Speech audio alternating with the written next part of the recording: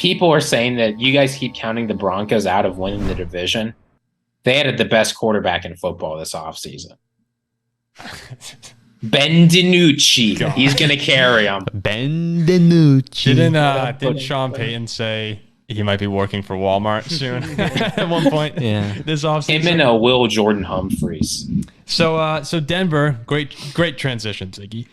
Last year they bring in Russell Wilson. He gets the 5-year, $245 million guarantee with $165 million guaranteed, that contract. And everyone expects Denver to go to the Super Bowl, to go to the AFC Championship game. It is Broncos fans they're getting a mile high in a mile high city. They are excited, and my God, what a disaster it was. I've told you guys many times. I worked on a Broncos show last year. Watching those Broncos games, I'd have the Vikings on and Denver right next to it. The Vikings are having the most exciting finishes in the league. Denver is unwatchable. I mean, like, turn it all. I'd rather be staring at paint dry than watching the Denver Broncos last year. 5-12 season. If they had scored 20 points every game, that's it. 20 points. 11-6. I mean, this team, like the defense, I want to be fair, really, really good throughout a lot of the season. But as it went on, they had their slip-ups. Like despite Patrick Surtain, one of the best cornerbacks in football, he had his moments where even he wasn't playing up to his standard. And I think the real issue in Denver last year was just the culture. It was just a losing mentality. People didn't want to be there. I mean, you could see it on the field during games. Guys weren't given 100%. It just a disaster with Hackett. And to be like, I guess it just lost control. You saw Sean Payton rip him the other day, saying it was the worst head coaching job ever, which seems a little harsh. But I mean, yeah, this team just had a complete falling apart last year. So when you look at Sean Payton now comes in, and it seems like right away he's trying to establish a new culture. Whether or not it'll be the right culture, we'll find out. But do you think that he's going to get Russell Wilson back on track, or do you think Russ is just washed at this point? Look, he's a Super Bowl winning quarterback. He had Drew Brees. He is respected. I don't think a locker room gets out of hand or any sort of nonsense will fly with a guy like that, which is a very good thing.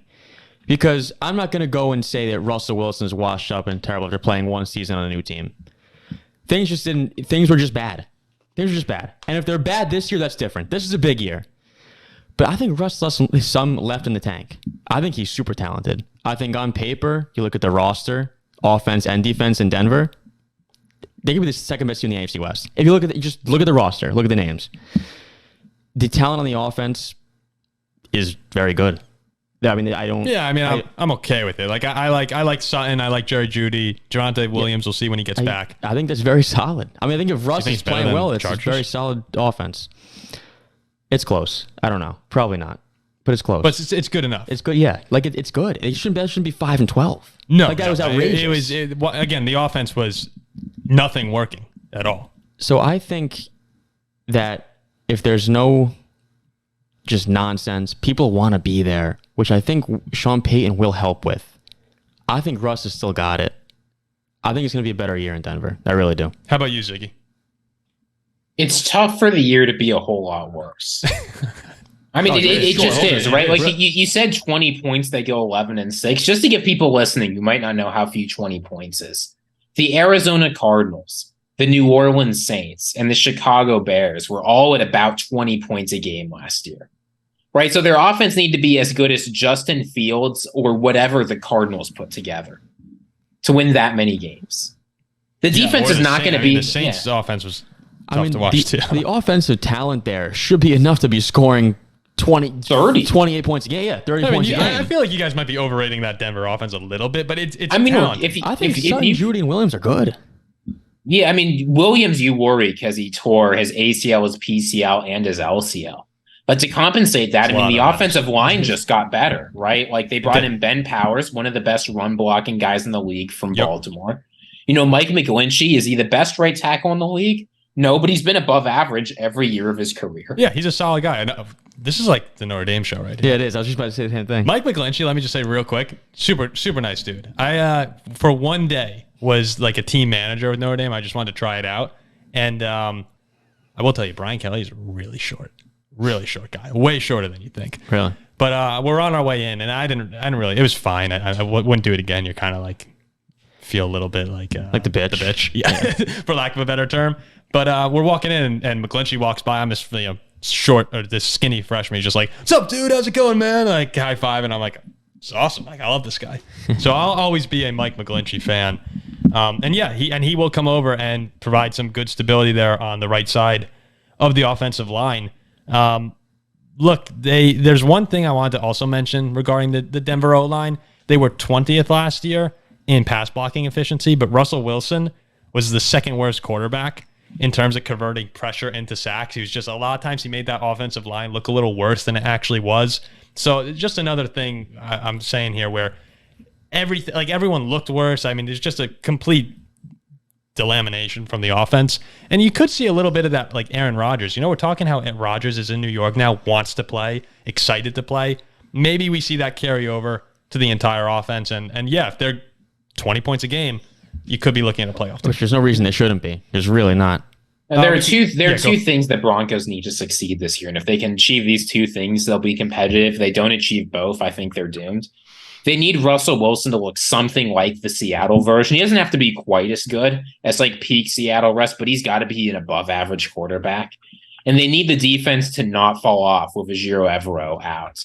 Right? Losing your defensive coordinator with a defense that good that overperformed definitely hurts. Mm-hmm. I know Sean Payton wants to do his own thing, and that's totally cool. But they need the defense to stay not as good, but about as good as they were last year. This is going to have to be a team where the defense does the dirty work and the offense just carries their side of the ball. I completely agree with that. The offense, despite, I know you guys seem to be very high, much higher than I thought on what the offense could be. But yeah, if this Broncos season is successful, I think you're seeing a very good defense and an offense that is passable, at least watchable, like 20 points a game, passable offense. Real quick on the defensive side. They bring in Vance Joseph. He's the new defensive coordinator there. We could just quickly run through the three units as we have been doing for each team. They finished 26th in pressure rate for their defensive line. Got rid of Bradley Chubb during the season. Again, it was like kind of a fire sale at one point. They bring in what's his name from Zach Allen from the Cardinals and Frank Clark actually from the Chiefs. We'll see if those create improvements. Zach Allen kind of had a breakout year last year, and Frank Clark hasn't been as good as he used to be, but can still have a big moment here or there. When you look at their linebackers, pretty good. Alex Singleton, solid player. Josie Jewell, another good linebacker.